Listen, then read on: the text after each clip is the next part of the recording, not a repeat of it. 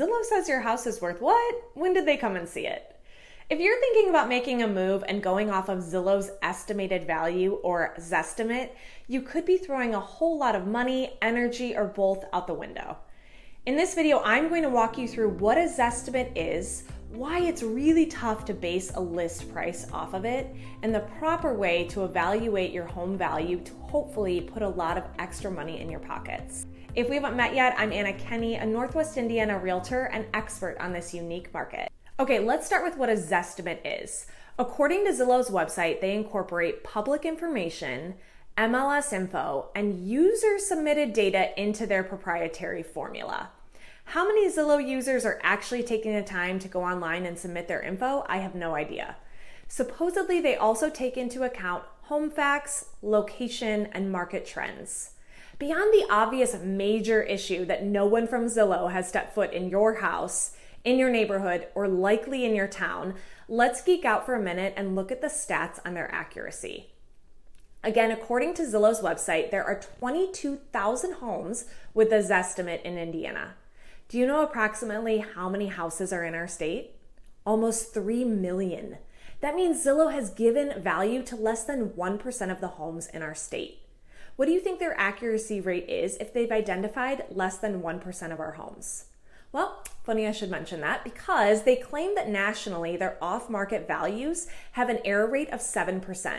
If I read that correctly, that means you could be automatically losing out on 7% of purchase price by selling your home yourself according to the Zestimate. Again, that is if your home is even on the website. Keep in mind that this amount is more than the commission you would pay a realtor to help you sell your house.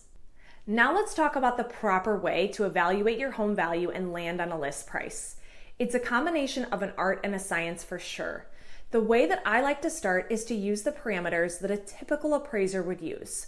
First, we want to look for homes that are within plus or minus 20% of the square footage of your home. For instance, if your house is 2,500 square feet, we would look at homes that are between 2,000 to 3,000 square feet. Next, we want to look at homes within a 1-mile radius of yours. Here's where the art comes in. If you live in a neighborhood, we really want to only use homes in your neighborhood.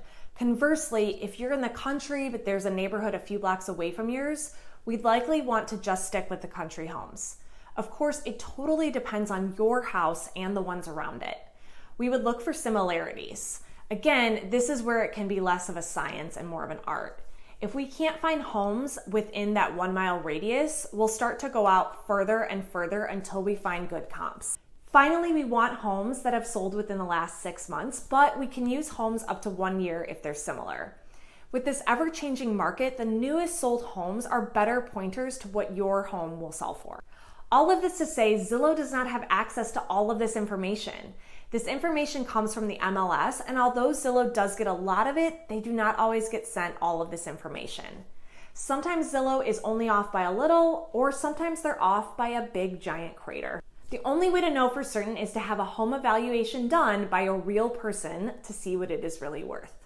Now, if you're getting ready to list and sell your home, I've done a whole series on some tips and tricks of actions to take prior to getting your home on the market. Go back and watch some of them and let me know if you found them helpful. If you have any questions about the Northwest Indiana housing market or want to get your home prepped to sell, give me a shout and I'm happy to help.